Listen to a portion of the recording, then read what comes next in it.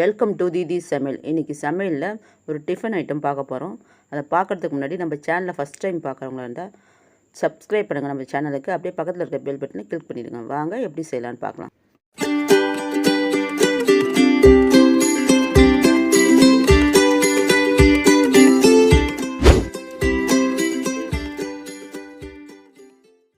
அரை கிலோ ஆட்டுக்கறியை சுத்தம் பண்ணி கழுவிடுங்க.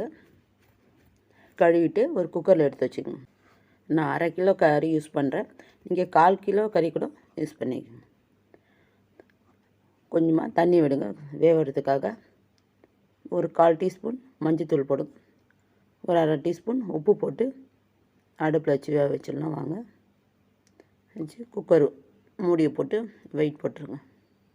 ஒரு 4-5 விசில் வரட்டும். வர வரைக்கும் வெயிட் பண்ணுவோம். நல்லா வேகணும் கறி. விசில் வந்துடுச்சு. இப்போ எடுத்து பார்ப்போம். நல்ல விசில் வந்துடுச்சு. விசில் போனதுக்கப்புறம் திறந்து பார்ப்போம். அதனால் நம்மளோட கறி நல்லா சூப்பராக வெந்திருக்கு. இதை எடுத்து ஒரு பிளேட்டுக்கு மாற்றிடுவோம்.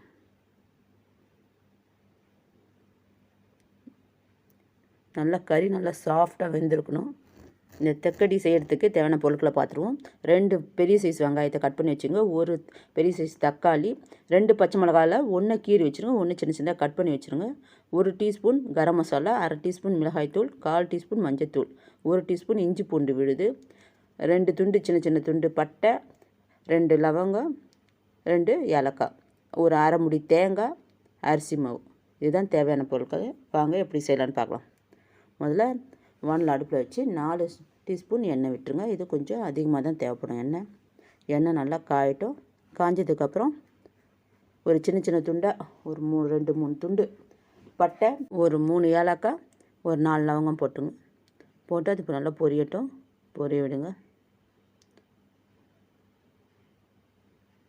நல்லா பொரிஞ்சதுக்கப்புறம் நம்ம 2 வெங்காயம் கட் பண்ணி வச்சுருக்கோம்ல, அதில் பாதியை மட்டும் போட்டுக்குங்க. பாதி மட்டும் போட்டு நல்லா வதக்கி விடுங்க. இது டிஃபன் ஐட்டம் நம்ம செய்கிறோம். இது பேர் தெக்கடின்னு பேர். நல்லா சமையல் டேஸ்ட்டாக இருக்கும். செய்யறதுக்கும் ஈஸி தான். இதில் பொருட்களும் சிம்பிளாக தான் நம்ம போடுறோம். கறி மட்டும் விலை அதிகம். உங்களுக்கு விலை அதிகமாக இருக்குது, எனக்கு கட்டுப்படி ஆகலை அப்படின்னீங்கன்னா ஆட்டு தலையில் கூட செய்யலாம். அந்த ஆட்டுத்தலை வாங்கி விட்டு நீங்கள் வேக விட்டு அதில் இருக்க இந்த முள்ளுங்களாம் இருக்கும், அந்த முள்ளெல்லாம் எடுத்துகிட்டு கறி மட்டும் யூஸ் பண்ணிக்கோங்க. அதுலேயும் ரொம்ப டேஸ்ட்டாக இருக்கும். இஞ்சி வெங்காயம் நல்லா வதங்கிடுச்சு. இப்போ இஞ்சி பூண்டு பேஸ்ட்டு போட்டுருவோம். போட்டு நல்லா அதையும் வதக்கி விடுங்க. பச்சை வாசனை போக நல்லா வதக்கணும். நீங்கள் பீஃப் சாப்பிட்றவங்களா இருந்தால் பீஃபில் கூட யூஸ் பண்ணிடலாம். ஆனால் கோழிக்கறி மட்டும் ட்ரை பண்ணாதீங்க. கோழிக்கறியிலே நல்லா இல்லை. ஆட்டுக்கறி, பீஃபு, ஆட்டுத்தலை இதை யூஸ் பண்ணி செஞ்சுக்கலாம். இல்லை மார்கண்டை முள் கிடச்சா கூட அதில் கூட யூஸ் பண்ணிக்கோங்க. இது வதங்கிடுச்சு. இஞ்சி பூண்டும் தக்காளியை போட்டு அதையும் வதக்கி விட்டுருவோம். நல்லா வதக்குங்க. இதை சீக்கிரம் வதங்கிறதுக்காக கொஞ்சம் உப்பு போட்டுவோம். உப்பு போட்டு வதக்கி விடுங்க. உப்பு போட்டுங்கன்னா கொஞ்சம் சீக்கிரம் வதங்கும். அதுக்காக தான் கொஞ்சோண்டு உப்பு போட்டு வதங்கி விடுங்க. நல்லா தக்காளியும் நல்லா வதங்கணும். நம்ம கீரி வச்சா ஒரு பச்சை மிளகா போட்டுங்க. கரம் மசாலா தூள் இதையும் போட்டுங்க. மிளகாத்தூள், மஞ்சத்தூள் யூஸ் பண்ணிக்கோங்க. இது நம்ம கடைசியில் உப்பு சரியாக இருக்கான்னு பார்த்து அதுக்கப்புறம் போட்டுக்கணும். இதுனா பச்சை வாசனை போகிறதுக்கு நல்லா வதக்கி விடுங்க. பச்சை வாசனை போனதுக்கப்புறம் நம்ம வேக வச்ச கறி இதில் போட்டுருவோம். அந்த தண்ணியோடையே ஊற்றிடுங்க. ஊற்றி விட்டு நல்லா கிளறி விடுங்க. கிளறி விட்டுட்டு 1/4 முடி தேங்காவை நல்லா அரைச்சி அந்த அரைச்ச விழுதையும் இதில் ஊற்றிக்கிடுவோம். அரை முடி தேங்காய் காட்டணும்ல, அதை 1/4 முடியை திருவி வச்சுக்கோங்க. 1/4 முடி மட்டும் அரைச்சிக்கோங்க. அரைச்சி ஊற்றியாச்சு. இப்போ அந்த மிக்ஸி கப்பையும் கழுவி அந்த தண்ணியும் விட்டுருங்க. விட்டு ஒரு 2.5 சொம்பு அளவுக்கு தண்ணி விடுங்க. கொஞ்சம் அதிகமாக தான் தண்ணி விடணும். ஏன்னா நம்ம அரிசி மாவை வெறும் தண்ணியில் பிணைய போகிறதில்ல. இது பண்ண இந்த கறி தண்ணியில் தான் நம்ம பிணைய போகிறோம். அதனால் ஒரு 2.5 சொம்பு அளவுக்கு தண்ணி விடுங்க. கரெக்டாக அளவு சொல்லணும்னா ஒரு 1 லிட்டர் தண்ணி இருக்கும். 1 லிட்டர் தண்ணி ஊற்றிங்க. இந்த சமையலில் உங்களுக்கு காரம்லாம் கரெக்டாக இருக்கான்னு பார்த்துங்க. உப்பு காரம்லாம் கரெக்டாக இருக்கான்னு பார்த்துங்க. பத்தலைனாக்கா இது போட்டுங்க. உப்புலாம் போட்டுக்கலாம். காரம் மீடியம் காரமாக தான் இருக்கணும். உங்களுக்கு எந்த அளவுக்கு மீடியம் காரம் இருக்குமோ அந்த அளவுக்கு போட்டுங்க. எனக்கு உப்பு மட்டும் கம்மியாக இருக்குது, போட்டாச்சு. போட்டு கொதிக்க விட்டாச்சு.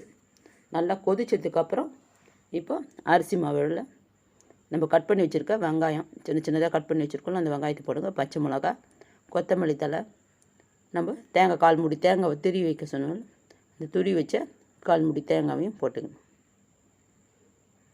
போட்டு எல்லாத்தையும் நல்லா பெசரி விட்டுக்குங்க. உங்கள் பசங்க வெங்காயம் பச்சை மிளகாலாம் போட்டால் சாப்பிடாதுன்னாக்கா இதை யூஸ் பண்ணாமல் கூட நம்ம வெறும் சாலாவே இந்த குழம்பு எடுத்து ஊற்றியும் செய்யலாம். இதோடு போட்டு செஞ்சிங்கன்னா இன்னும் நல்லா டேஸ்ட்டாக இருக்கும். ரெடி ஆகிடுச்சு பாருங்கள். இது கொதிக்கிற இந்த குழம்பு எடுத்து அதில் ஊற்றிக்கலாம். நீங்கள் இந்த பெரிய வெங்காயத்துக்கு பதில் சாம்பார் வெங்காயம் கூட யூஸ் பண்ணிக்கலாம், இன்னும் டேஸ்ட்டு அதிகமாக இருக்கும். இந்த கலரி விட்டாச்சு எல்லாத்தையும். இப்போ கொதிக்கிற அந்த குழம்பை ஊற்றி நம்ம நல்லா பிணைஞ்சிக்கும். இந்த குழம்பு பண்ணும்போது கூட நம்ம வெங்காயத்தை கட் பண்ணி போட்டோம்ல, அதுக்கு பதில் வெங்காயத்தை மிக்சியில் அரைச்சி கூட வதக்கி விட்டாக்கா இன்னும் கொஞ்சம் குழம்பு கட்டியாக இருக்கும். பாருங்க ஊற்றியாச்சு. சுட சுட இருக்கிறதுனால கையில் இது பண்ண முடியாது, அதனால் கரண்டியால் நல்லா கிளறி விடுங்க. நல்லா கட்டி தட்டாமல் நல்லா அழகாக கிளறி விடுங்க. நமக்கு எந்த அளவுக்கு வேணுமோ அந்த அளவுக்கு யூஸ் பண்ணி இதை ஊற்றி விட்டு நல்லா கிளறி விட்டுங்க. ஒரு உருண்டை பிடிக்கிற அளவுக்கு இருக்கணும், நல்லா தளன்னு ஆகிடக்கூடாது. நான் உருண்டை பிடிக்கிற வர அளவுக்கு கட்டியாக இது பண்ணிக்கோங்க. எந்த அளவுக்கு தேவையோ அந்த அளவுக்கு ஊற்றிங்க. இந்த சுட சுட ஊற்றுறதுனால நம்மளுக்கும் இந்த அரிசி மாவு நல்லா வெந்துடும், உருண்டை பிடிக்க நல்லா வரும். நல்லா கிளறி விடணும். பாருங்க எல்லாம் ஊற்றி கரெக்டாகிடுச்சு. இது வந்து கொஞ்சம் ஆறுனதுக்கப்புறம் கையில் செய்யுங்க. சூடாக இருந்ததுக்கு அப்படின்னாக்கா நீங்கள் கரண்டியாலையும் நல்லா மசிச்சு விட்டுங்க. இல்லைன்னா கொஞ்சம் நேரம் ஆற விட்டதுக்கப்புறம் கூட பிணைஞ்சிங்க. மாவு இல்லாமல் நல்லா பிணைஞ்சிங்க. அப்படி மாவு இருக்குது பத்திரன்னா இன்னும் கொஞ்சம் ஊற்றி கூட நல்லா பிணைஞ்சி விட்டுக்குங்க. ஆறுனதுக்கப்புறம் நம்ம குழந்தைங்கக்கிட்ட சொன்னால் கூட அழகாக உருண்டை போட்டு கொடுத்துருங்க. வந்து இதெல்லாம் சுற்றி உக்காந்து சின்ன சின்னதாக உருட்டி கொடுக்கணும்னா உருட்டி கொடுக்குங்க. நம்மளுக்கு சின்ன சைஸ் வேணும்னாலும் சின்ன சைஸில் இருக்கணும், மீடியம் சைஸ் வேணும்னாலும் மீடியம் சைஸ் இருக்கணும். ஆனால் அழுத்தம் கொடுத்து இது பண்ணுங்கள், உருண்டை போடுங்க. ஏன்னா விண்டு வெளியில் வந்துடும், அதனால் நீங்கள் என்ன பண்ணுங்கள் நல்லா அழுத்தம் கொடுத்த மாதிரி உருட்டிக்கணும். இதெல்லாம் குழந்தைங்களே விளையாட்டாக செய்யணும்னா அழகாக கையெல்லாம் அனுப்பிட்டு வந்து அழகாக சின்ன சின்னதாக உருட்டி கொடுத்துருங்க. ஈஸியாக செஞ்சிடலாம், கொஞ்சம் நேரத்தில் இது ஆகிடும், டேஸ்ட்டாகவும் இருக்கும். இது மாதிரி எல்லாத்தையும் உருண்டை செஞ்சு எடுத்து வச்சுருவோம். இப்போது குழம்பு கொதிச்சிட்ருக்கு, தண்ணியாக இருக்கிறனால 1 டீஸ்பூன் கார்ன்ஃப்ளவர் மாவு இருக்குல்ல அதை எடுத்து கரைச்சிக்கும், தண்ணி ஊற்றி கரைச்சி அதில் ஊற்றிக்கும். உங்களுக்கு தண்ணியாக இருக்குதுன்னு ஃபீல் ஆகுனா மட்டும் இது மாதிரி கரைச்சி விட்டு ஊற்றிக்கணும். அதிகமாக தண்ணி ஊற்றிட்டிங்கன்னா இல்லை கரெக்டாக நல்லா இருந்துச்சுன்னா தேவையில்லை. இது நல்லா கொதிக்கட்டும். நம்ம கார்ன்ஃப்ளவர் மாவு ஊற்றிருக்கனால கொதிச்சதுக்கப்புறம் தான் உருண்டை போடணும். இந்த மாதிரி கொதித்து வந்ததுக்கப்புறம் ஒன்று ஒன்றா போடுங்க. ஒன்று மேலே ஒன்று போட்டுறாதீங்க, ஒன்று ஒன்றா போட்டுட்டு அது வெந்ததுக்கப்புறம் தான் நீங்கள் மறுபடியும் இன்னும் கொஞ்சம் போடணும். ஒரு 2 நிமிஷம் விட்டு அதுக்கப்புறமா திருப்பி போடணும்.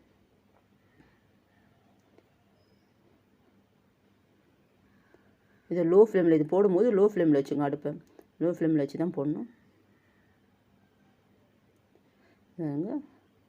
நல்லா ரெடி ஆகிடுச்சு பாருங்கள்.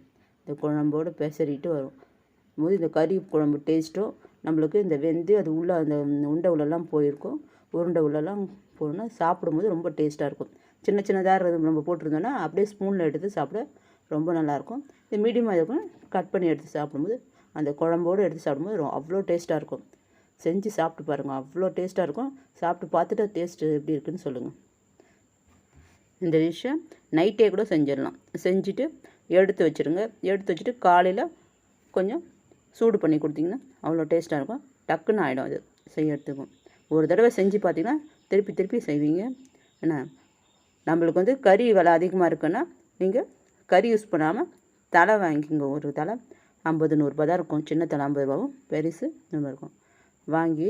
ஆனால் அந்த முள்ளை எடுத்துருங்க, தலையை வேக வச்சிங்கன்னா முள்ளை எடுத்துகிட்டு யூஸ் பண்ணுங்கள். இதோட டேஸ்ட்டை நானே சொல்கிறதோட நீங்கள் செஞ்சு பார்த்துட்டு டேஸ்ட் எப்படி இருக்குன்னு எனக்கு கமெண்ட் பண்ணுங்கள். இந்த டிஷ்ஷு உங்களுக்கு பிடிச்சிருந்தா லைக் பண்ணுங்கள், மற்றவங்களுக்கும் ஷேர் பண்ணுங்கள், கமெண்ட் பண்ணுங்கள், நம்ம சேனலுக்கு சப்ஸ்கிரைப் பண்ணுங்கள். தேங்க்யூ.